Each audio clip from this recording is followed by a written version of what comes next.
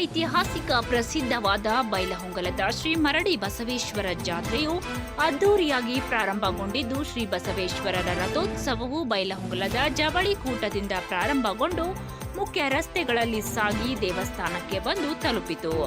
ರಥ ಸಾಗಿ ಬರುವ ಬೀದಿಗಳಲ್ಲಿ ತಳಿರು ತೋರಣ ಹೂಗಳಿಂದ ಅಲಂಕಾರಗೊಳಿಸಲಾಗಿದ್ದು, ಇಡೀ ಭಕ್ತ ಸಮೂಹದ ಮಧ್ಯೆ ಹುತ್ತತ್ತಿ ಬಾಳೆಹಣ್ಣುಗಳ ಸುರಿಮಳೆ ನಡುವೆ ರಥವು ಸಾಗಿ ಬಂದಿತ್ತು.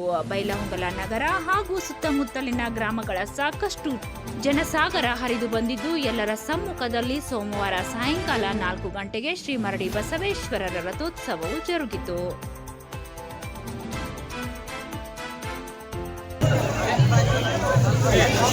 Yeah.